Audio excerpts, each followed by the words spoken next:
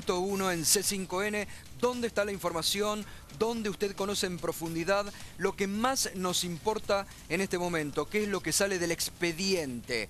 Porque así como durante el fin de semana se han conocido nuevos detalles de, por ejemplo, la mucama de Nisman, que enseguida vamos a estar estableciendo, y que desmienten muchas cuestiones que terceros dicen, que dan por sentado, que dejan de establecer la causa y que después, cuando salen los testimonios del expediente, son totalmente desmentidos por ese expediente.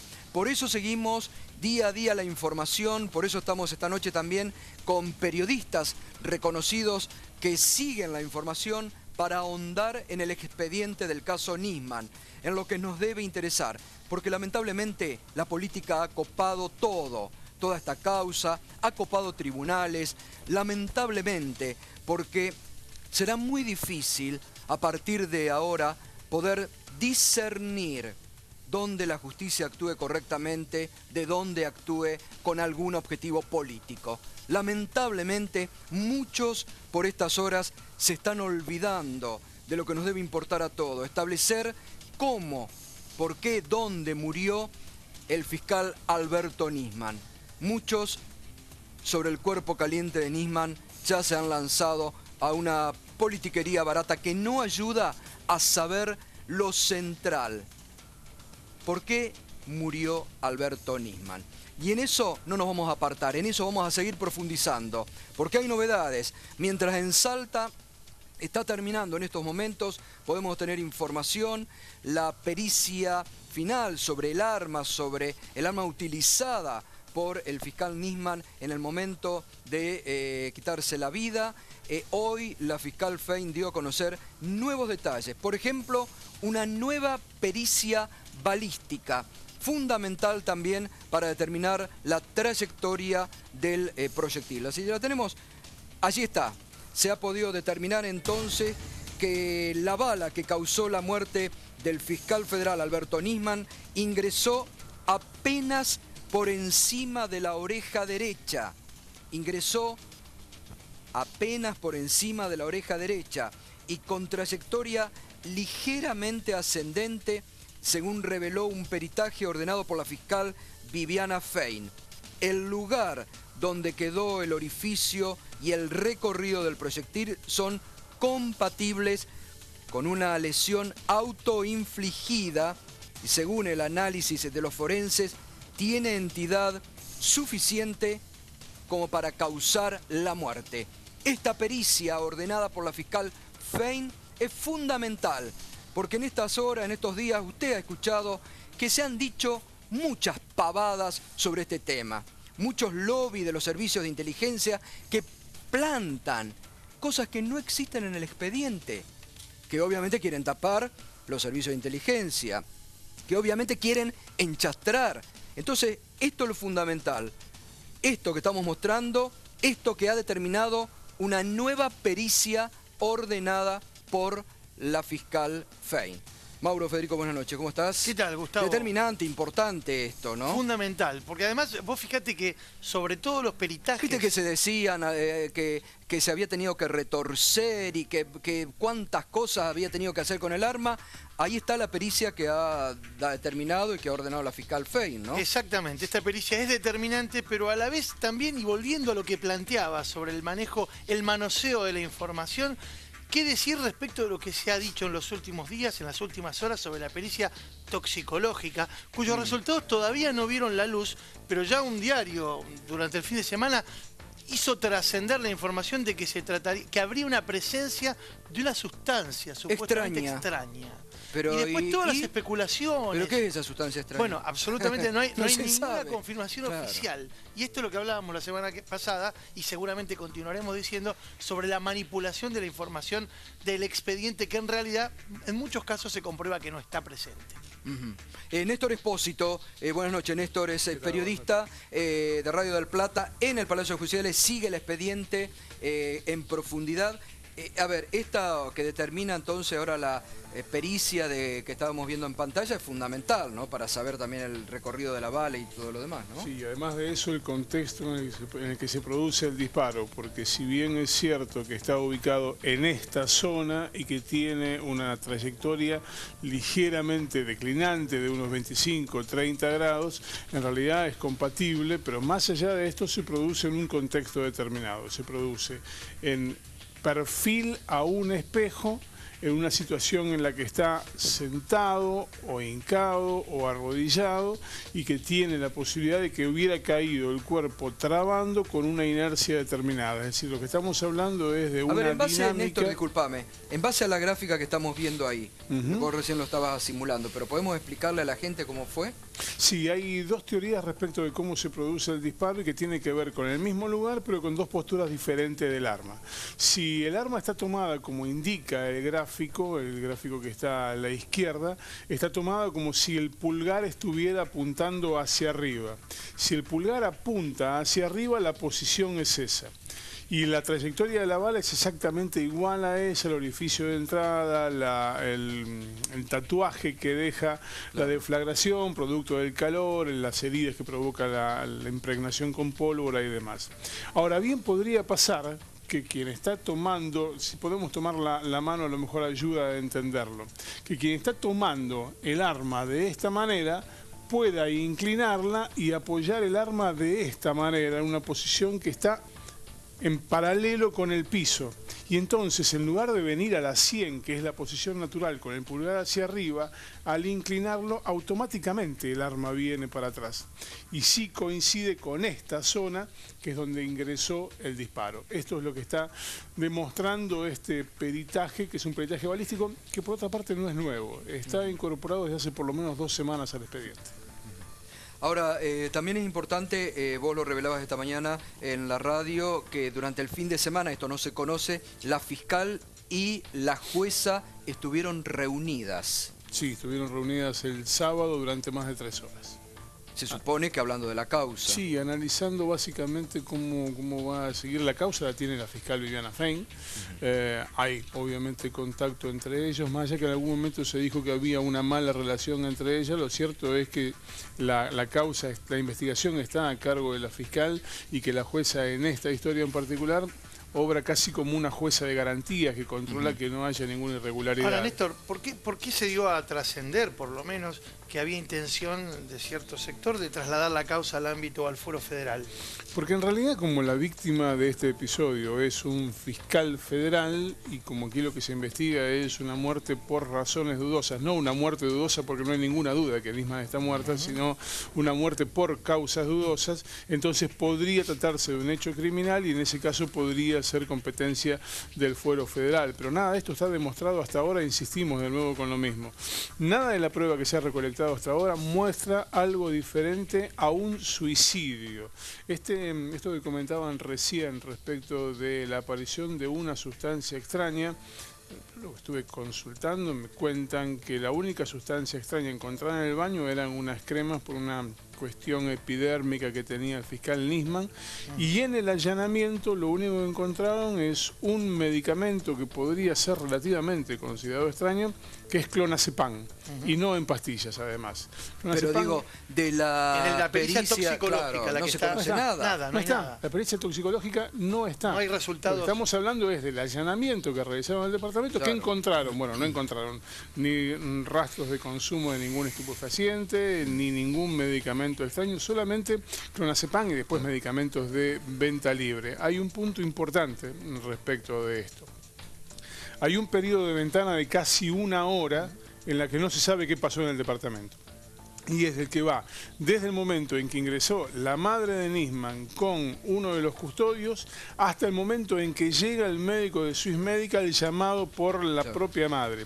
En ese periodo no hay en el expediente una sola constancia de qué fue lo que pasó adentro del departamento. Bueno, enseguida seguimos, Néstor. Vamos a la declaración de la mucama, porque es importante lo que dice la mucama respecto a algo que se había dejado como dicho, famoso papel que habían encontrado.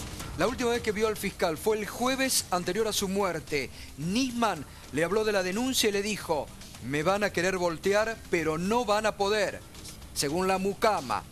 Ella fue quien dejó la nota de compra del supermercado. Este es un punto importante. La mucama dijo, yo dejé la nota de compra en el supermercado. Nisman no la hacía. ¿Y se acuerda que se dijo que Nisman había dejado la nota porque un primo de la madre le había comentado al secretario de la DAIA que había... Y la mucama dice, la nota la escribí yo. Es lo que está en el expediente. A ver qué más dijo. Él, siempre que estaba, solo ponía la traba de la puerta de servicio. Estamos hablando de la puerta de servicio. Era una traba de esas redondas. Tiene que haberla abierto a alguien. Ella tenía llaves de la puerta de servicio, pero siempre debía tocarle el timbre a su jefe para entrar. ¿Vacaciones abortadas? Sí. La mucama se iba a reincorporar el 23 de enero. Lo mismo que Fernando Oz nos dijo la semana pasada. El dato en el que Nisman le revelaba al periodista con el que conversaba, que era Fernando, el 10 de enero. Que el 23 de enero iba a volver. Cuando justamente, vos fíjate, hay dos coincidencias. Una es esto de que me quieren voltear. Lo que decía Nisman, lo que le decía Nisman a Fernando, que le decía vienen por mí ahora. Y que tenía ganas de renunciar o de dejar la causa. O espero que me echen, exacto, le decía. Y a partir de ahí, que de esa conversación se desprende que Nisman le dice que volvía el 23 de enero. Lo mismo dice la mucama, pero que lo llama la secretaria antes y le dice se va a tener que reincorporar antes a la casa del fiscal porque vuelve el doctor antes. ¿Qué más? Nisman y la llamada, esto también es muy importante, surge del entrecruzamiento de llamadas efectuadas desde y hacia la línea Nextel de Nisman, que Nisman llamó a Estiuso, al menos en 3 oportunidades, al menos, pero hay varias llamadas detectadas, de Nisman a Estiuso, de Nisman a Estiuso. Ahora, acá hay un punto fundamental que yo lo quiero... ya está el doctor Dalbón, acá está también otro colega, Mariano Martín, está Juan José Rivelli, que me interesa mucho hablar con Rivelli esta noche. Ex comisario de la policía bonaerense, fue acusado de haber sido la pista local en la explosión de la DAIA. Tiene mucho para decir Rivelli esta noche y también le vamos a preguntar si la CIDE se metió en esas pistas falsas, en esas pruebas falsas que le plantaron a él. Pero, ¿por qué Nisman seguía llamando a Estiuso si Estiuso desde diciembre había sido dejado afuera de la CIDE? Ya no era más agente de inteligencia. Bueno, el otro día se desprendía, al menos de las conversaciones y de los testimonios que nosotros repasábamos, que Nisman mantenía una fluida relación con Estiuso, que incluso significaba la importante misión de darle información al respecto de este último proceso en el que Nisman estaba involucrado con la denuncia que había presentado. Y recordás que el otro día se dijo acá en este panel que hubo varias llamadas que seguramente Estiuso no atendió. Ahora, lo llamativo es que Nisman llamaba a Estiuso. Mariano Martín, buenas noches, ¿cómo estás? ¿Cómo estás, Gustavo? Gracias por la invitación. No, por favor. Sí, evidentemente hay una cuestión ligada, que liga muy cercanamente a Estiuso con Nisman, y no en un sentido verticalista donde Nisman se nutre de la información de Estiuso. Casi parece por momentos darse vuelta esa lógica donde Estiuso es el que guía decisivamente al fiscal respecto de las hipótesis a mirar. Por eso me parece que es muy interesante también. En algún momento se va a tener que revisar mucho más profundamente la labor de los servicios de inteligencia, más profundamente de lo que está sucediendo ahora y sobre todo cómo queda ahora, porque también alguien me apuntaba hace unos días, todo el mundo está mirando a Estiuso, empezamos a conocerle la cara estos últimos días, estamos empezando a ver el rostro de un agente secreto, pero no estamos mirando, Estiuso claramente hoy está afuera, hoy está señalado, pero no estamos viendo quiénes siguen, quiénes están adentro, ¿cómo sigue la relación? Quiénes son los que ganan dentro de la interna de inteligencia. Ahí es donde empiezan a sonar otros nombres, por ejemplo el de Fernando Pocino y su vínculo con Milani, el jefe del ejército, que me parece que también hay que prestarle atención, porque acá hay ganadores y perdedores. Totalmente. Está el doctor Gregorio Dalbón, que patea diariamente los tribunales desde hace muchos años y que, bueno, conoce mucho, ¿no? ¿Cómo está siguiendo esta causa, doctor? En realidad con muchas buenas noches, gracias por la invitación también. En realidad con mucho dolor porque la muerte de una persona, de un fiscal federal que investigó tanto, que trabajó tanto y que tenía hijas y que tenía familia, vos lo sabes bien, yo defiendo víctimas. Entiendo que Nisman es víctima, lo que no puedo aseverar ni quedar como algunos otros colegas que dicen que fue un asesinato, otros dicen que fue un suicidio.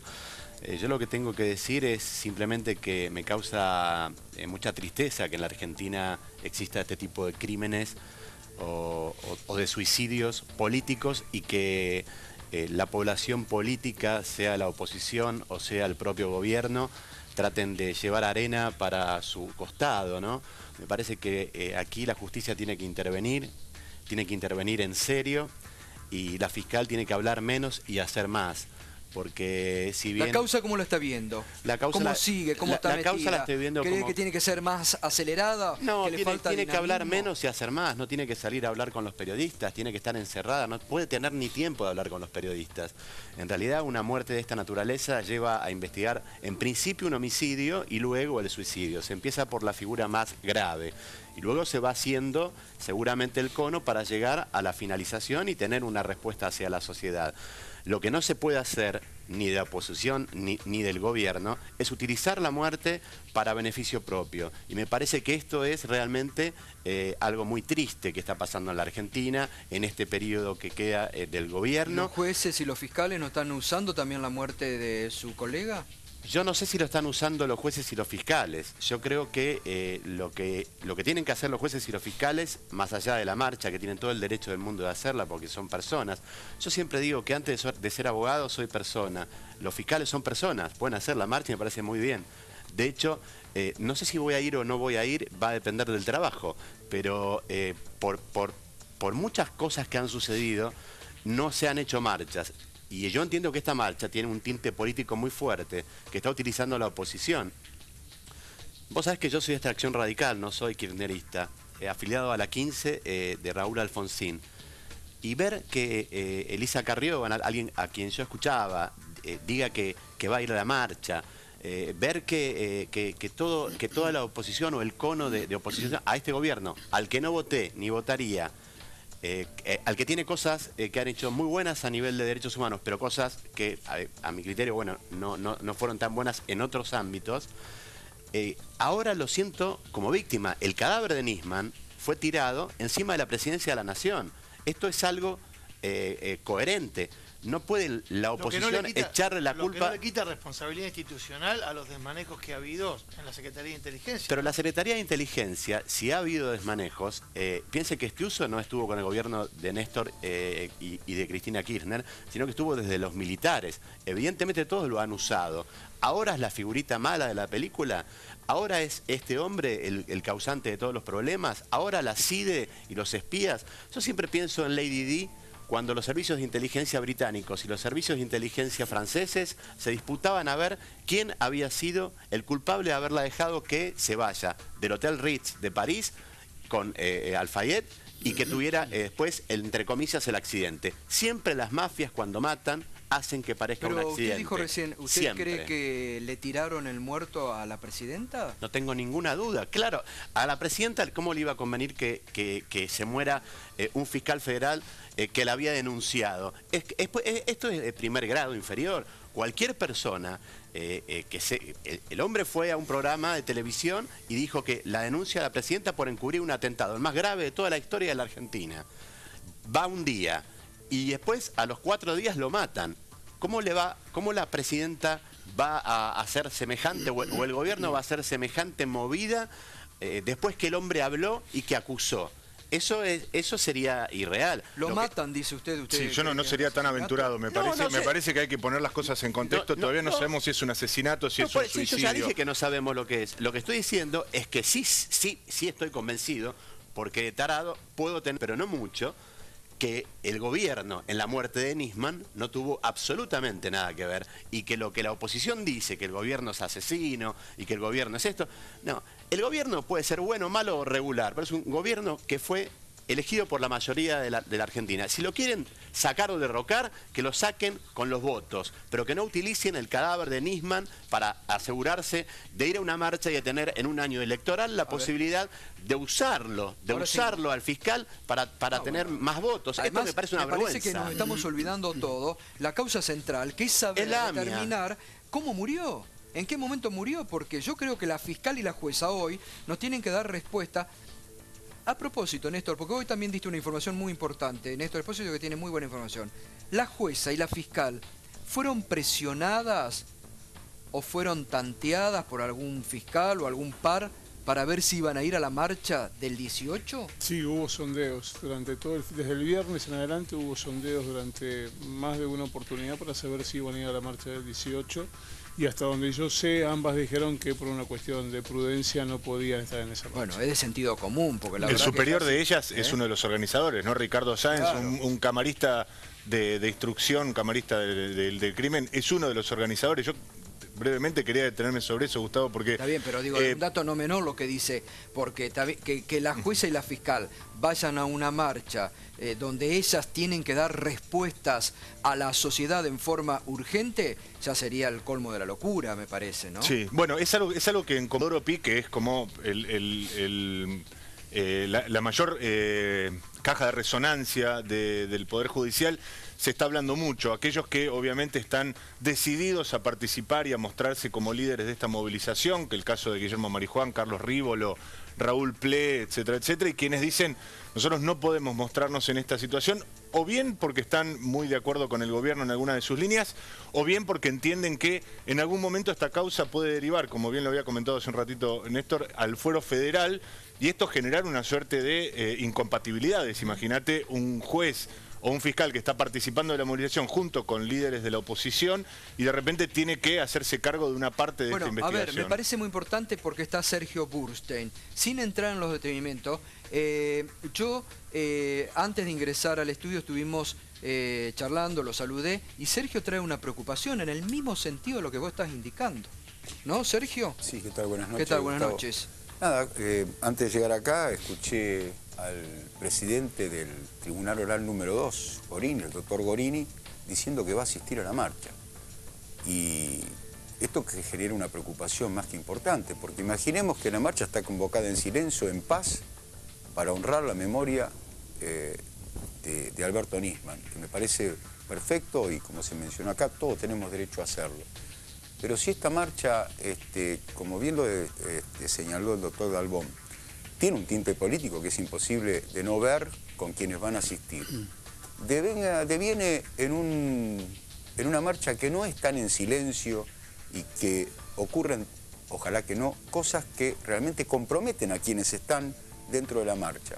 Me preocupa mucho de que alguna de las personas que esté acusada en la causa por encubrimiento, en la causa por el pago ilegal de los $400.000 pesos, pueda cuestionar a este juez o pedirle la separación, impugnarlo. Por haber participado de una Recusaciones. marcha. Lo pueden recusar. ¿Lo pueden Es decir, recusar? Puede haber una recusación puede haber una eventualmente. recusación, y para resolver esta recusación pueden pasar meses, y pueden pasar muchos meses, hasta que supongamos que se le da lugar y hay que nombrar otro Usted juez. está hablando, vamos a recordarle a la gente, del juicio por encubrimiento a la AMIA que debe hacerse en junio, por el cual tienen que ir a presentarse en el banquillo de los acusados Galeano, los exfiscales, Menem, Anzorregui, el Fino Palacios, y daría la impresión que hay muchos sectores que quieren impugnar y que no se haga este juicio. Nuestra gran preocupación es que no se lleve adelante este juicio, y esto puede ser un camino para lograrlo.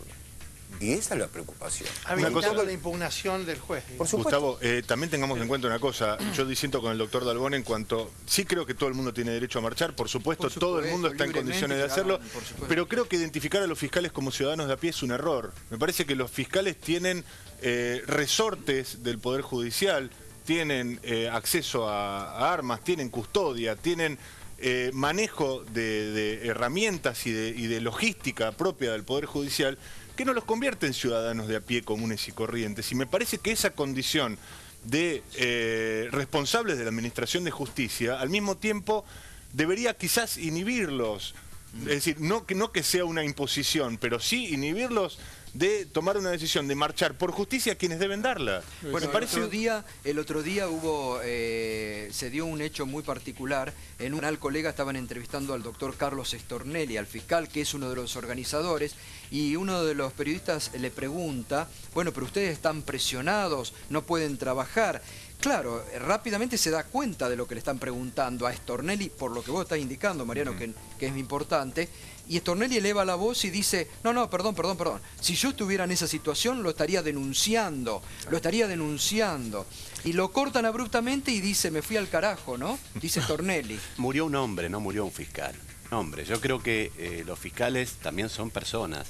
Y me parece que en ese caso vamos a seguir disintiendo, pero bien, ¿no? Con toda claridad. Yo entiendo que ha muerto un hombre, un padre de familia, una persona que ha brindado su vida a la justicia, y me parece que en ese sentido la muerte de un hombre es lo que uno tiene que analizar.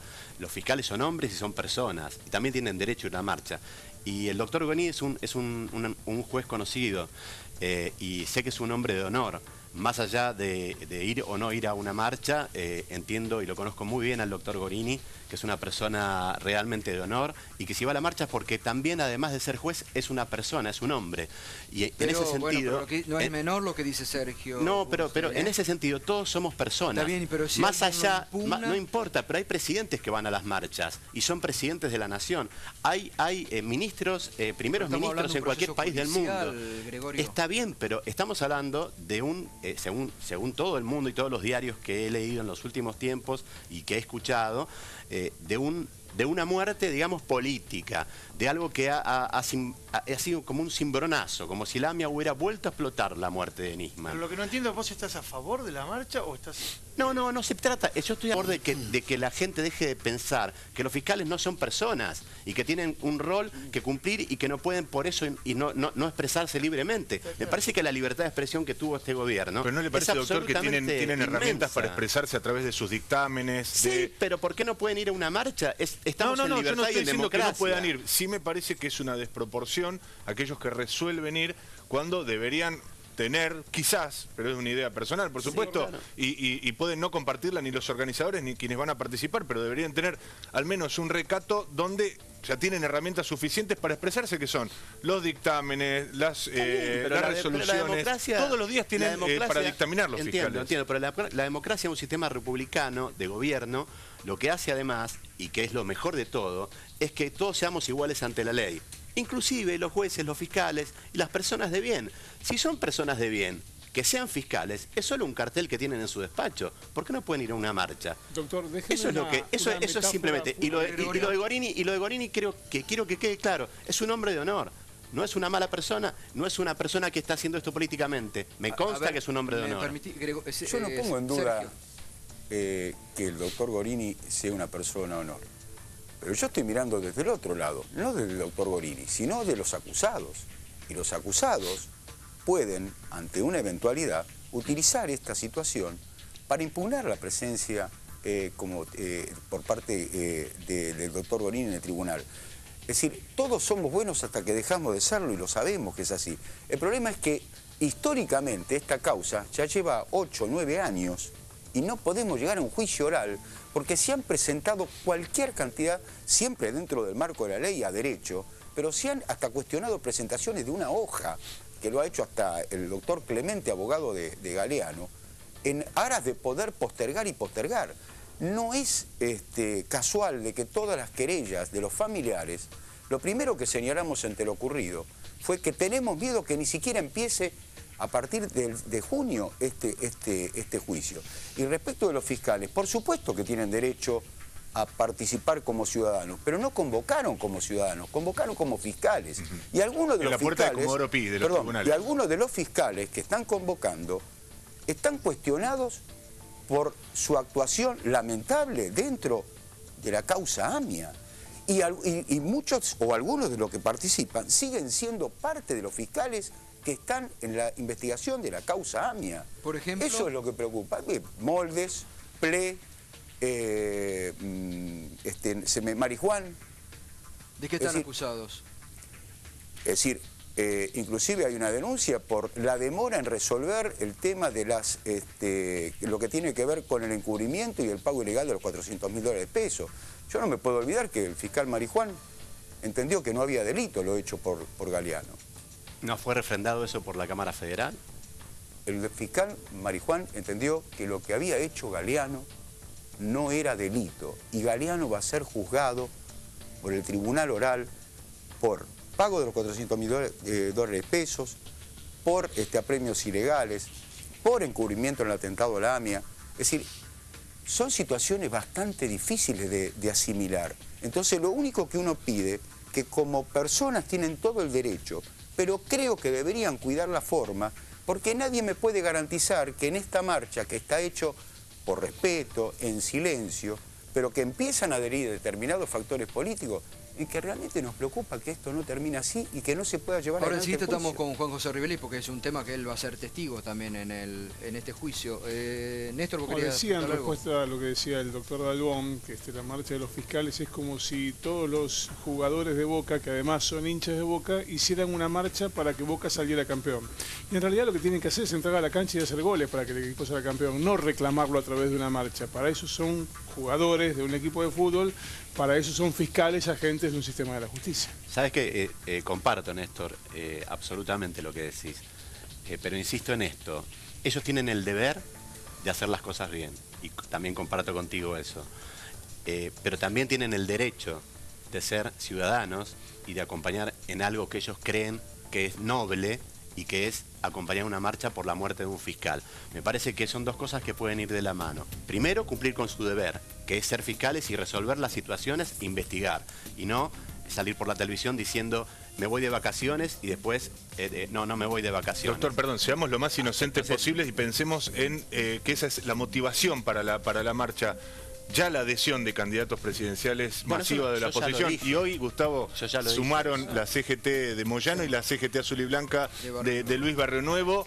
Por eso están usando. Me parece, y lo están usando, no pueden desconocerlo los organizadores esto también, porque ellos podrían haberse pronunciado al respecto y decir, a ver, nosotros no queremos que institucionalmente se sume ninguna agrupación, ninguna organización, ninguna corporación. No rechazaron adhesiones corporativas, rechazaron banderías, rechazaron ir con alguna consigna que no sea el homenaje y la justicia por el caso Nisman. Que la política pero me parece que las adhesiones son bastante claras. No, también. que la política está utilizando la muerte del doctor Nisman a favor y en contra.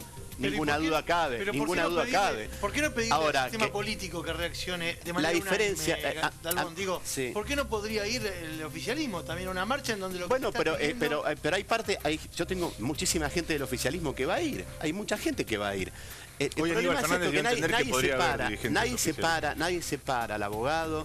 Cuando te preguntan a veces por qué defendés a un delincuente o por qué, nadie separa la profesión tanto del abogado como del empleado judicial como del juez de la persona. Y a eso es lo que yo voy y lo que quiero que quede claro para los televidentes, que los fiscales, sin perjuicio del deber que tienen, también tienen derecho a ir como personas, más allá de que después podría haber algún tipo de inconveniente. Pero yo entiendo que no es así, que ellos van a ir en calidad seguramente de sociedad, porque la sociedad no la hacen solamente las personas civiles, la hacen los jueces, la hacen los fiscales, la hacen los periodistas. A mí me hace acordar mucho a lo que pasó con Cabezas, donde ahí nos movilizamos todos, pero fuertemente, porque no lo podíamos creer, fue una cosa muy fuerte lo que sucedió en esa ocasión.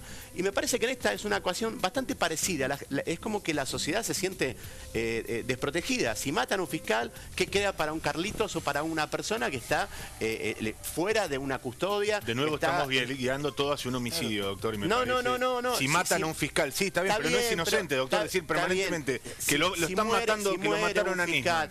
Bueno, yo entiendo que hay un... Mira, la verdad... Usted puede tener todas las hipótesis que quiera, pero si no tenemos el expediente a mano, es una irresponsabilidad hablar de asesinato. Totalmente, pero yo entiendo que hay un gran AMPA. No sé, si los que tenemos acá de edad, conocíamos aquella serie de Super Hijitos donde estaba el doctor Neurus, que era el malo, donde estaba después un comisario. Hay alguien por arriba. Los malos y los buenos. No, hay alguien que está por arriba. No, hay alguien que está por arriba, que es el gran AMPA. ¿Sabes quién es el gran AMPA? Los que mueven a los servicios de inteligencia de cualquier país del mundo. que están en Estados Unidos y que es la CIA. Esta es la única Está bien, realidad. pero no podemos ir Entonces, tan lejos. no, Tenemos acá que resolver ahora, es que va a y depender. la justicia argentina va a es la que tiene que depender resolver. la justicia argentina es la que tiene que dar respuesta de cómo murió Nisman, si lo mataron, si fue un suicidio. Totalmente. Es una jueza argentina y es una fiscal argentina. Es lo que uno humildemente le está reclamando. Es mucho reclamarle eso Sí, a la pero te digo justicia una cosa, argentina. Gustavo, me parece que a Ojalá lo nadie haga. de los dirigentes Ojalá de lo la haga. oposición y del oficialismo les interesa demasiado la Por causa. eso ya dije, ya Lo lamentablemente que están buscando nos en este olvidamos caso de Nisman. pareciera ser Nos que olvidamos de Nisman hay ya. voluntarismo. Yo no me es decir, olvidé de Nisman. yo extraigo de la causa lo que me conviene para mi Obvio. visión política. Y la También verdad que es un culpa- desastre. También Es un eso desastre. es una culpa de los que dirigen, porque vemos cómo se filtra intencionalmente cuestiones todos los días por goteo. ¿Por qué se filtra una causa que está por secreto sumario? Por la fiscal.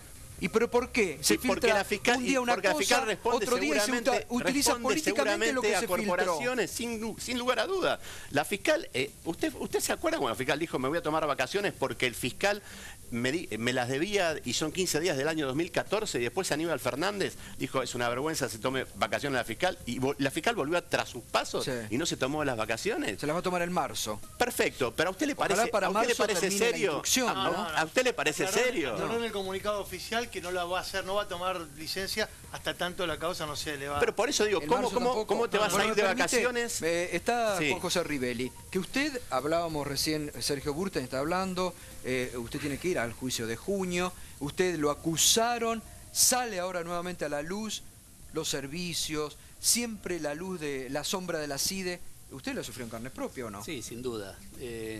Todo este entramado de servicios de inteligencia, de política metida en las causas y demás, bueno, hoy por hoy yo diría que es casi moneda de corriente y yo lo he sufrido en carne propia, como usted dice.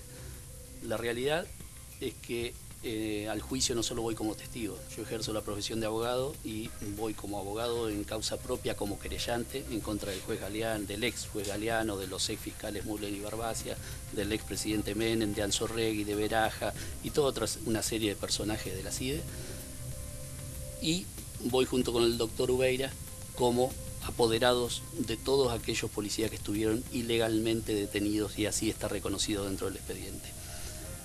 La realidad es que yo creo Ahora, que la operación sin que le hicieron a perjuicio, usted, ¿de dónde salió? yo le quisiera decir algo, Sí, algo antes perdón. de contestarle.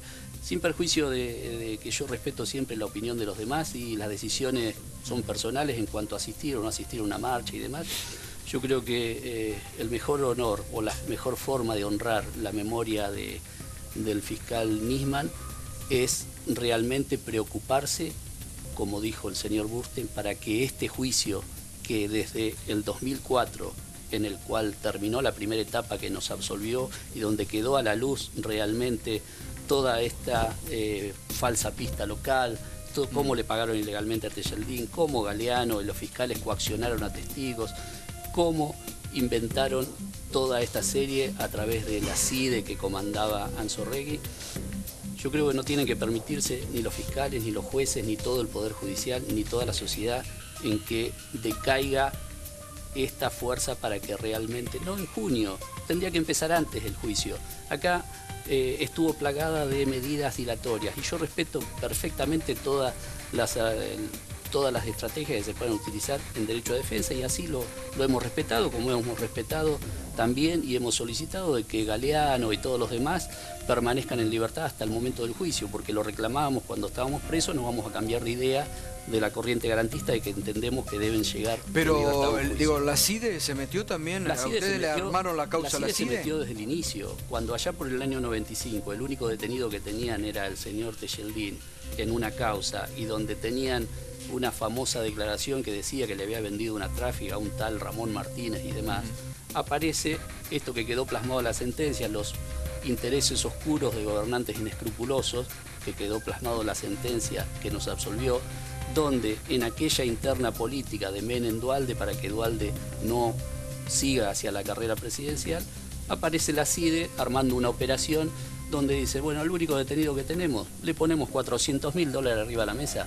Y Galeano se encargó con los secretarios de mostrarle las preguntas que tenía que contestar y cómo las debía responder, de mostrarle las fotos de aquellos policías que tenía que reconocer y así armaron la causa y allí pasamos Así lo 8 metieron a años y usted. 3 meses. ¿Y Así, ¿Por qué lo meten sin a usted duda. en eso?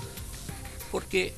¿Cómo cae usted en eso? Porque... Tejeldín lo nombra usted, ¿no? Sí, sí, pero acá... Organizado por Galeano y Anzurrey. Acá, lamentablemente en nuestro país, yo siempre critico de que hay una mala forma de investigar. Lamentablemente se comienzan siempre con las hipótesis en vez de comenzar con los elementos o los pocos elementos o las pocas pruebas objetivas para no desviarse de la investigación. Entonces Galeano en aquel momento, ¿qué hizo? Galeano hizo decir nutrirse de información. Nutrirse de información, ¿por qué? Porque trabajaba con la CIDE. Y la CIDE, ¿qué es lo que se ocupa? De juntar información. Entonces, dentro no de importa esa... si es no mercado importa, podrido, no importa, buena, lo que mala. sea, juntan información. Y después ven a ver cómo encaja una cosa con otra. Pero, en este caso, bajándolo a tierra, lo que existió fue de que el señor Tejeldín circunstancialmente estuvo un día detenido en una brigada de investigaciones de la zona sur, que era la brigada Lanús, donde yo era jefe de operaciones, y que recuperó la libertad. Y por otro lado, paralelamente, meses después, en una brigada de la zona norte, donde lo quisieron detener y se les escapó. Entonces, con esos datos, dijeron, bueno, Tejeldín, lo único que nos tiene que decir, hay $400.000, díganos, de que cuando estuvo acá, arregló y les pagó la trafi. Y cuando estuvo acá lo corrieron porque le debían plata de que todavía le faltaba. Y así armaron la pista historia. local. Así armaron la historia. Bueno, hasta que quedó después todo al descubierto. Voy a hacerle una pregunta, Sí, usted sí. que accedió a la causa. ¿Y no hicieron lo mismo con la pista iraní? Sí, acá... Digo, testigos falsos. Acá le digo, nosotros llegamos a un juicio que comenzó en el año 2001, duró 3 años hasta el 2004. ¿tá? Hasta el año 2001 nosotros fuimos reuniendo información y analizando hoja por hoja, incluso la mayor cantidad de detalles y de entrecruzamientos telefónicos que hoy se hacen con software y demás, los hacíamos papel y lápiz con el fallecido Raúl Ibarra, que falleció este año que pasó y nadie le pidió disculpas después de la absolución. Entonces, cuando llega el juicio, lo principal y lo que pudo impulsar realmente el primer paso hacia la verdad fue cuando el fallecido presidente Kirchner se animó a levantar los secretos de la CIDE, cuando antes ningún presidente, pese a los reiterados pedidos que hacíamos, se había animado a levantar. Entonces ahí que apareció, sí, apareció un agente de la CIDE que vino, se sentó y dijo, sí, la verdad, vinimos con la valija acá, vinimos al despacho de Galeano, le trajimos un teléfono a Tejeldín, Tejeldín estaba ahí con Galeano, con De Gamas, con Espina, con los otros secretarios, él hablaba con la señora, certificaba que le estén entregando el portafolio con el primer pago de $200.000, la señora de Tejeldín estaba con su abogado de aquel entonces, y así fueron armando. Bueno, ahora firmo ¿por qué? Porque le habían pagado, ¿me entiende? Entonces, la CIDE... Y eso todo, recordemos, lamentablemente, se hizo en un despacho del juez Galeano. No, todo eso está claro, hasta incluso Lo filmaron, ¿no? Está filmado en el año 97. En el año 97 salió a la luz el famoso video que se lo ve negociando a Galeano, los $400.000 con Tejeldín, y explíquenme hoy cómo, con un video de eso en los medios de comunicación, el juez Galeano no tuvo un escarmiento en ese momento y lo separaron de la causa. No, porque Siguió. tenía todo el poder.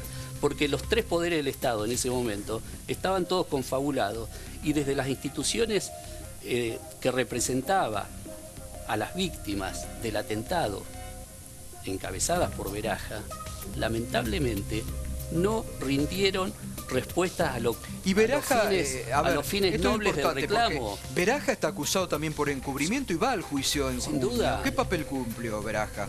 Veraja avaló la pista local sabiendo de que era falsa. Veraja se reunía asiduamente avaló con el el juez pago a Galeano. Tejeldín sabiendo de que era algo espurio. Entonces, Veraja no hizo ni más ni menos, lamentablemente, que ser partícipe del peculado, de los fondos del Estado que fueron a pagar ilegalmente a un señor para que policías inocentes estén presos, y por eso está ¿Y por qué respondiendo hoy. Veraja compró esa Porque pista? lamentablemente yo creo que Veraja en aquel momento tenía sus intereses económicos, él estaba con sus cuestiones con respecto al Banco Mayo, con respecto a las cuentas afuera del Mayflower en los paraísos fiscales. Sorpresivamente, después de que apoya esto, aparece también como responsable dándole el Banco Patricio y demás. Entonces hay un montón de cosas que no se explican. ¿Usted tuvo contacto con Nisman? Sí, sin duda. Con Nisman hoy, en la actualidad, lo que nos preocupa a nosotros de la muerte de Nisman es, como dijo el señor Bursten, que realmente esto aletargue una vez más el juicio. ¿Por qué? Porque Nisman estaba sentado acá como acusador, con todo el equipo de ellos, acusando a Galeano, a los seis fiscales, compañeros de él y demás, a Anzorregui, a Menem y demás. Nosotros como querellantes, también como acusadores, el señor Bursten también como acusador, AMI, ADAIA, el Estado argentino incluso también acusando, y sin embargo, con toda esta parte acusatoria, recién ahora estábamos con la esperanza de que comenzara en junio. Claro. Ahora, respecto a la investigación propiamente que llevó adelante Nisman sobre la pista iraní, ¿usted qué opina? Yo tengo mis reparos en cuanto a sacar hipótesis o conclusiones. Yo trato siempre de ser muy frío en el análisis de la investigación y a guiarme por los elementos objetivos. Entonces, si hoy los iraníes tienen algo que ver o no tienen nada que ver, no lo sé. Lo que yo me guío es que, de acuerdo a el tema de la defensa en su momento, nosotros no solo fuimos al juicio a tratar de probar de que no tuvimos nada que ver, fuimos a tratar de ver... ¿Y hubo pista local? No lo sabemos, pero le cuento con el ¿Y respecto al tema... tuvo algo que ver? No lo sé, pero le digo yo, volviendo al tema iraní, lo que sí quedó probado fue que 40 días antes del atentado a la AMIA, en forma ilegal, los servicios de inteligencia, la CIDE, estaba no solo siguiendo al señor Rabani, que aparece nombrado, sino tenían intervenido... Bueno, lo que ha denunciado y viene denunciando al cansancio Claudio Lifchitz. Tenía intervenido... ¿No? Y lo que denuncia Lifchitz, en cierta forma, lo probamos nosotros en el juicio cuando entrecruzamos toda la información que había y pudimos probar con otra causa que llevaba el doctor Ubeira en otro juzgado que trajimos para tratar de probar teléfonos que correspondían a la CIDE, entrecruzamientos y demás, y apareció toda esta serie de intervenciones ilegales, pero lo más grave aún es que desapareció el material, claro. Desaparecieron los cassettes, las escuchas. De la CIDE. Ahora, yo me pregunto, objetivamente, si en esos cassettes había algo que decía Irán no tiene que ver, nada que ver, no lo sabemos. Si en esos cassettes había algún elemento que imputaba realmente a Irán y lo hicieron desaparecer, yo creo de que si la CIDE hoy seguía sosteniendo la pista de Irán, seguramente si hubiera habido algo, tendría que haber estado resguardado para aportarlo. Ahora, ahí, claro. digamos, lo que usted iba a decir, y disculpe que yo lo interrumpí, que es lo que sostiene Lifchitz con Mauro, varias veces ya lo hemos entrevistado,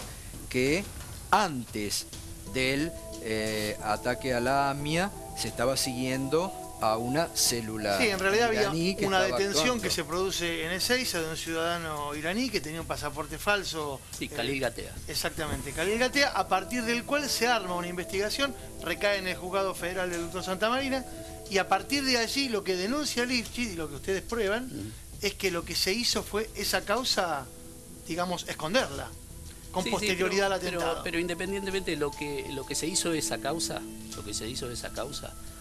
estuvo ordenado por Santa Marina y las escuchas que estuvieron en esa causa estuvieron ordenadas por Santa Marina. ¿Tá? Lo que yo le digo es más grave aún. Sin la necesidad de esa causa, la CIDE, los servicios de inteligencia, estuvieron escuchando y siguiendo toda esta serie de teléfonos de iraníes y de la Embajada de Irán y todo, e incluso dentro de esa investigación ilegal o inteligencia ilegal, también estaban escuchando los teléfonos de la Embajada de Cuba. A ver, todos sabemos que si se hizo ilegalmente, ustedes son abogados penalistas, no tienen ningún valor desde el punto de vista de la prueba No de tienen juicio. ningún valor, pero desde el punto de vista de la CIDE sabe cuántos informes presentan sin firma, Claro. porque realmente no firman. Entonces usted dígame, si dentro de esas escuchas hay algún material, ¿usted piensa que no lo trasladan a los periodistas para que sea y que- aparezca en la mano de alguien? Y que podría haber evitado el atentado. Por lo que No usted lo dice, se sabemos. podría haber... Lifchitz dice que el atentado se podría haber evitado si se seguía con esa célula iraní que estaban investigando. No lo sé, el señor Lifchitz sostendrá eso desde el punto de vista de si él entiende de que hay responsabilidad hacia Irán. Yo no lo sé. Pero es porque no está el llamativo que material. alguien... ¿Cuántos días antes del atentado, dijo usted? 40 días. 40 días antes, es llamativo que alguien dio la orden de decir, basta, no se sigue más, 40 días antes del atentado, y después ocurre el atentado. ¿Quién gobernaba? No. Carlos Menem. Yo quería simplemente añadir a la muerte del fiscal, porque a veces se me escapa A ver, me espera un no, minuto. una solita cosa. Porque, pero me quiero ir del tema porque Sergio Burten estaba escuchando lo que está- atentamente y algo lo quería que se decir. está planteando acá es que a raíz del atentado a la embajada se ordenaron escuchas a la embajada de Irán. Es decir, atentado a la embajada de Israel, se comienza y se sospecha de Irán y se hacen escuchas durante 2 años hasta tanto ocurre el atentado a la AMIA. Y posteriormente también se siguieron escuchando. Lo llamativo es que lo único que aportó la CIDE de todos esos años fue una foto de Moshe Rabán intentando comprar una camioneta Traffic. Es lo único. Claro. Vale decir que si había algo, yo creo que lo ocultaron, porque si no, es decir, yo no puedo creer que durante 2 años y pico que se hayan escuchado no se haya nombrado la palabra AMIA. Los iraníes no nombraron AMIA. Y no me puedo olvidar que mientras se llevaba adelante el juicio oral y público, yo creo que lo mencioné acá, cuando da testimonio el señor Estiuso, dice muy suelto de cuerpo que tenían infinidad de horas de escuchas, pero que en definitiva no habían podido llegar a nada porque no tenían presupuesto para El poder traductor. tener un traductor de farsi. Claro. Es decir, se borraban y se volvían a regrabar porque no tenían traductor de farsi investigando un atentado. ¿Estiuso ya declaró la causa AMIA? Estiuso fue una de las personas que importantes en la declaración que dejó por completo establecido. Se le había del relevado pago- de la obligación del de pago. guardar secreto para Exacto. que pudiera... Bueno, eso lo declarar. hace lo que mencionó el señor Rivelli, lo hace el expresidente Néstor Kirchner, ante el pedido reiterado que nosotros teníamos, me acuerdo que era presidente Duhalde, jefe de la CIDE era Miguel Ángel Toma, se negaron sistemáticamente a abrir esos archivos o a permitir que los agentes de la CIDE pudieran declarar. Cuando así lo hicieron, quedó absolutamente demostrado algo que nosotros sosteníamos y que no era verdad, y que era que los policías de la provincia de Buenos Aires eran responsables en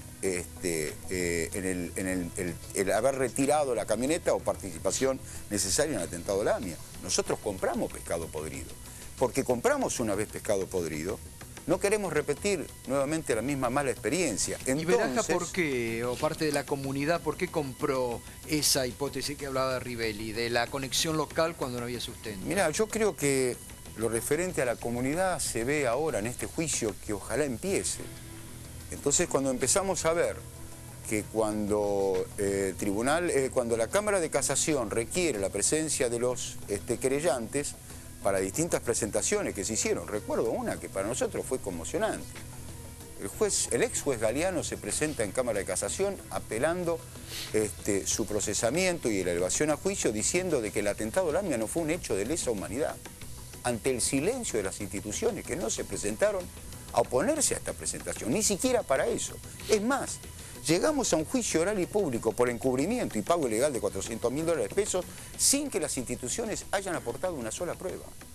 No acusan a Müller ni Barbaquia, no acusan a Beraja, livianamente acusan a Galeano.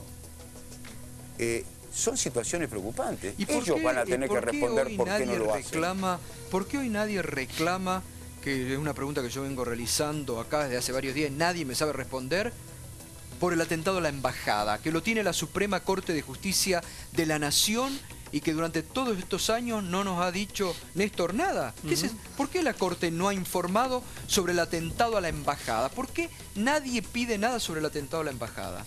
La última información tiene unos 2 años de antigüedad, habían encontrado una pista en Chile perdida, la siguieron y no llegó a nada, pero es cierto, no tiene ningún movimiento. ¿Por qué nadie Mira, reclama del atentado a la embajada? Si mal no recuerdo, empezó a tener un poco de entidad y avanzar un poco cuando le delegan la investigación al doctor Carnevali, secretario de la Sí. Suprema Corte, y creo que lo sigue La ejerciendo. tiene Carnevali. Bueno, cuando él tenía la única causa que tenía el atentado a la Embajada de Israel.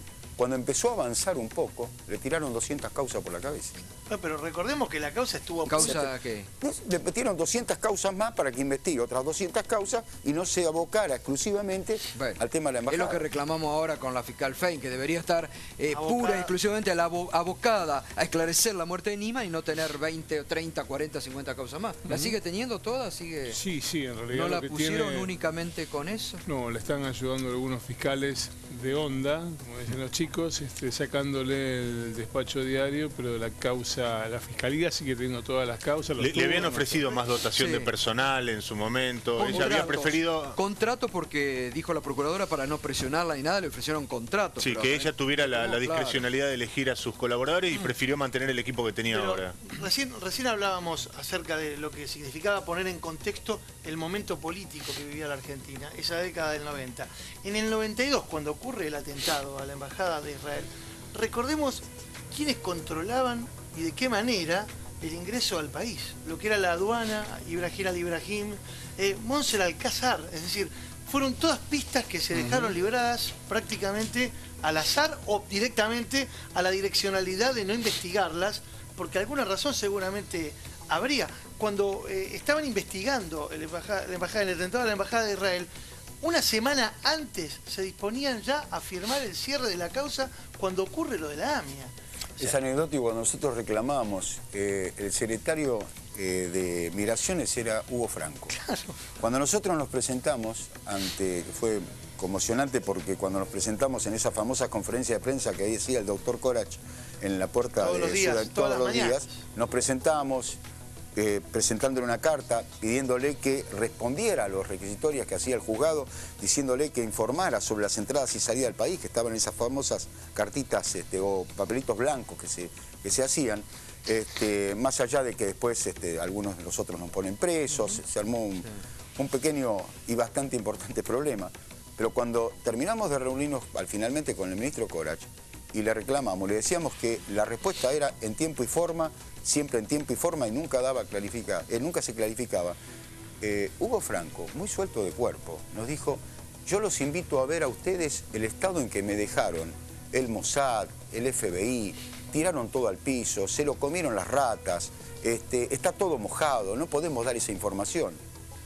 Cuando se logró cambiar toda esa historia, apareció toda la información. No estaba ni comida por la rata, ni mojada, ni en desuso, ni rota, ni mucho menos. Apareció todo. Es decir, había una intención absoluta de no investigar, de desviar, de encubrir, de proteger. Por eso es importante este juicio que pedimos. En el juicio para por que digan por qué hicieron lo que hicieron. Me parece muy importante esto, porque no hay que perder de vista también, a la par que yo digo, hay que profundizar la investigación y saber cómo murió Nisman. No hay que perder de vista el juicio de junio, porque yo creo que hay sectores interesados en que no se haga ese juicio. Sin ninguna duda. Porque ¿usted cree que en el encubrimiento está la verdad de la AMIA? Sí, ¿En junio puede salir la verdad a flote? Yo creo que es el primer paso objetivo que se puede recorrer para que se comience a correr el velo y empiece la verdad a aparecer a la luz. ¿Y por qué coincido con usted en que tal vez hay muchos que pretenden de que este juicio no llegue nunca, como vienen dilatando hasta ahora? Porque dentro de los imputados también está Anzorregui. Anzorregui era el jefe de la CIDE. Entonces, no nos engañemos, y hay un montón de intereses dando vuelta. Bueno, hay muchos lobistas de la CIDE dando vuelta en estos días por programa y hablando todo a favor de la CIDE. Y no nos olvidemos, Gustavo, que además en términos de encubrimiento hay otra pata, que es la denuncia original que hizo Nisman días antes de morir y que hoy ya tiene juez y ya tiene fiscal. Hoy lo tiene el juez Daniel Rafecas, lo tiene el fiscal Gerardo Policita y... por lo que entiendo yo, Néstor quizá tenga mejor información que transita todos los días en tribunales, yo entiendo que esta misma semana la idea de Gerardo Policita es dictaminar respecto de la denuncia de Nisman y hasta donde me habían informado a mí, Gustavo, él no tiene idea de no sostener los pedidos de indagatoria que le había hecho Nisman respecto de Cristina Fernández de Kirchner, de Héctor Timerman, del Cuervo Larroque, de Steche y de Elía. Hasta donde sé, él esperaba recoger más pruebas, está a la espera de reunir más, de hacer más entrecruzamientos telefónicos, recién ahí eventualmente analizar la posibilidad de una indagatoria, algo que Nisman ya tenía resuelto. Se le ha dado vista, como bien decís vos, al fiscal, el juez subrogante Ramos, porque el doctor Rafecas está de vacaciones, y el fiscal lo que tiene que hacer es la recolección de pruebas. Sí, y es cierto lo que dice Mariano, no está previsto que pide inmediatamente la indagatoria, pero el dictamen no va a ser liviano. El dictamen de Policita no va a ser un dictamen flojito. No, Policita está en una línea muy similar a la de Nisman, respeta muchísimo su trabajo y además eran amigos, Nisman y Policita. Él tiene como una idea de, bueno, refrendemos este trabajo, el mejor homenaje, entiendo que Policita no tenía idea de ir a la marcha, pero su homenaje, por lo que dicen sus colaboradores, era refrendarlo a través de este requerimiento que iba a presentar probablemente esta misma semana. Respecto de la actuación de Nisman, habrá que recordar, Rivelli podrá ayudarnos en esto, Nisman pidió perpetuo para ustedes. Sí, sin duda. Nisman, hay algo sencillo. Él entra en la causa AMIA allá por principios del 97, ¿no? Cuando en la parte formal, el 12 de julio del 96, el año anterior, Mullen y Barbacia, de la mano de Galeano y demás, habían armado toda esta patraña y esta historia falsa del pago y demás. La realidad es que Nisman acompañó a Mullen y a Barbacia y a Galeano en toda esta seguidilla, continuando con toda esta pista falsa hasta que nos elevaron a juicio. Asistió al juicio junto con Mullen y Barbacia, acusando y manteniendo la acusación durante todo el juicio. Y cuando llegó el momento de los alegatos, cuando ya Mullen y Barbacia habían sido apartados del juicio porque había quedado claro todo esto y ya se estaba reclamando el juicio político de Galeano y demás, a pesar de que seguía ejerciendo su lugar como juez, Nisman no tuvo empacho en el alegato de pedir la reclusión perpetua para los policías, sabiendo ya de que todo esto era un armado. ¿Y por qué digo sabiendo ya? Porque en el punto siguiente de pedir la perpetua para nosotros, pidió el juicio político para Galeano por el pago ilegal de los $400.000, pidió también que se extraigan testimonios respecto a sus compañeros de días atrás, de Mullen y Barbacia, y pidió con respecto a Menem, pidió con respecto a Veraja, pidió con respecto a todos los otros personajes que hoy están imputados en este juicio que se conoce como el juicio del encubrimiento. Esto en cuanto al encubrimiento. Ahora, en cuanto a la causa madre de AMIA, sí, ¿cuál era la participación de Nisman y cuál fue en todo caso su poder resolutivo de acción con, por ejemplo, el dictamen de lo que fueron las imputaciones? No, yo creo que hay algo sencillo. Cuando hay decisiones políticas y cuando todos están de acuerdo, llamémosle Galeano, Nisman, Mullen, Barbacia, la sociedad, ¿qué es lo que cree? ¿Quién no iba a creer lo que le está contando un juez federal? ¿Quién va a pensar que un juez federal les va a mentir en la cara y se va a reír de las víctimas del atentado? ¿Quién va a pensar de que un juez federal, los servicios de inteligencia tomaron esta causa como un botín de guerra? ¿Por qué? Porque si vamos a este desarchivo de todas las partes y cuando se empezó a analizar la parte económica y todo el dinero que salió con la excusa de la causa AMIA, todos nos sorprenderíamos. Entonces, desde ese ángulo, yo creo de que, volviendo a insistir con el juicio que tiene que comenzar en junio, el mejor honor que le pueden hacer a la memoria de Nisman es todos bregar para que este juicio comience de una vez por todas, porque van a empezar a conocer la verdad. Ahora, a ver, para hacer una síntesis de lo que usted dijo, ese juicio que llevó adelante Galeano, los $400.000, contó usted el detalle que le pagaron a Tejeldín, cómo Tejeldín los marcó a usted y a otros policías, ¿eso todo fue organizado entonces desde la CIDE de Anzoregui? Eso fue todo organizado desde el poder político y bajado, instrumentado por Galeano, sus fiscales. Está bien, el poder en ese político, momento, pero también con instrumento de la CIDE. Sí, sí, el poder político, o sea, Anzoregui, Sí. directamente de Presidencia de Nación, de Secretaría de Inteligencia de Estado. O sea, en ese momento, la bajada de línea, ¿qué fue? Acá está la CIDE, acá están todos los fondos necesarios para armar esta pista falsa. Bien, acá tenemos estos elementos, juguemos con esto. El objetivo era sacar el foco, de la investigación que debió haber existido y que no existió. Hoy el encubrimiento, uno de los puntos centrales y por el cual está procesado y afronta juicio Menem, el Fino Palacios, que estuvo a cargo de la investigación y demás, el famoso encubrimiento por el tema del desvío de la pista siria. De la pista siria. Qué tragedia, además entender que de acuerdo al momento político se va hacia Siria o se va hacia Irán, dependiendo cómo convenga, ¿no? Todo se tapó en ese momento, en ese momento se utilizó todo el aparato del Estado, como dice Rivelli, para tapar la pista siria. Bueno, Sí, ¿no? sí, sin Mencionábamos duda. recién O al sea, Alcázar. Ahora, Ocurrieron es algo, también armaron insólito esto. que la justicia en un momento acusa a un presidente por encubrir la pista siria y hoy un sector de la justicia iraní. acusa a la presidenta por encubrir la pista iraní. Es decir, dos presidencias peronistas con 20 años de diferencia acusadas de encubrir una pista respecto de un país islámico y respecto de otro.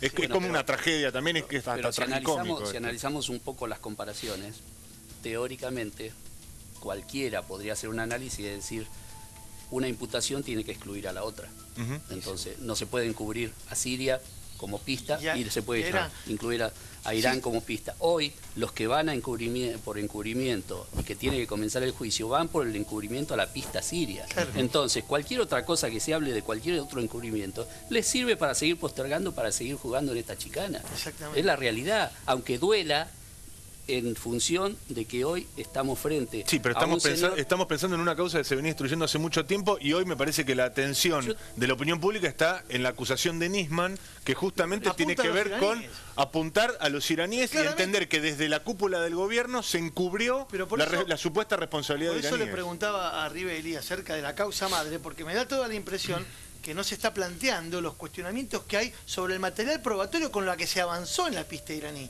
En realidad, a ver, recordemos el caso de Hadi Soleimanpour, el iraní que es detenido en Gran Bretaña, y cuando se pide el requerimiento para sostener el juicio extraditorio, el propio fiscal inglés contesta que no había ningún elemento para sostenerlo detenido ni un minuto. No, sin duda, ha habido siempre, se fueron aportando a la causa distintos testimonios. Bueno, de según organismos la de denuncia del inteligencia doctor exterior y demás. Lavaqué, que lo ha hecho acá, la pista iraní se armó en base a información que la CIA le dio en su momento a Miguel Ángel Toma, 2002. Toma a Estiuso y Estiuso a Nisman. según Sí, la y denuncia también que se ha hecho hablaba Lavaqué. mucho, también de hecho los cables de Wikileaks se hablan Claro, mucho bueno. de las visitas de Nisman y de los A la contactos de embajada. Nisman con la embajada estadounidense. Santiago Hoy O'Donnell la ha nota de hecho Santiago todo. O'Donnell en su blog, hoy Hoy, la a ver. recomiendo, habla precisamente de esta sucesión de encubrimientos y de protecciones políticas que, mal que le pese a muchos sectores del oficialismo, incluyen al propio Néstor Kirchner en el 2004, que fue quien lo sentó a Estiuso a colaborar directamente con Sí. Nisman. Con Nisman. Sí, el que lo empodera a Estiuso es Exactamente. Néstor Kirchner, sin duda. Pero Burstein. acá hay una figura que es fundamental en todo esto, que no se la nombra. Y yo creo que tiene la llave de todo, de toda la presentación, del memorándum, de todo. Y es el juez natural de la causa. Canicova Canicova Corral. Corral se pronunció y fue muy claro. Yo pedí la detención de los iraníes, se transformaron en alertas rojas, pero también le señalé al fiscal que transforme esos informes de inteligencia en pruebas concretas, porque si no, no sirven de nada. Es decir, nadie, no sé si porque no les conviene o porque no es bueno que se escuche la palabra del juez, pero el juez de la causa está cuestionando la investigación que señala a los iraníes como responsables, diciendo, yo no digo que son inocentes, pero necesito pruebas concretas. Bueno, De pero esta manera no Kirchner no pensaba, Néstor Kirchner no pensaba lo mismo.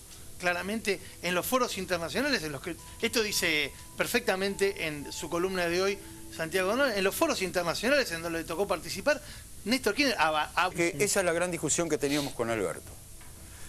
Alberto Nisman estaba muy enojado por el tema del memorándum, inclusive hasta por el tercer país, cuando se planteó, creo que fue en el 2012 o 2011, el tema tercer país, sí. Y luego, al no poder lograrse esto, se transformó en el memorándum. Y nosotros siempre le hicimos mención de una situación que él no quería ver, no se había dado cuenta o no le daba importancia.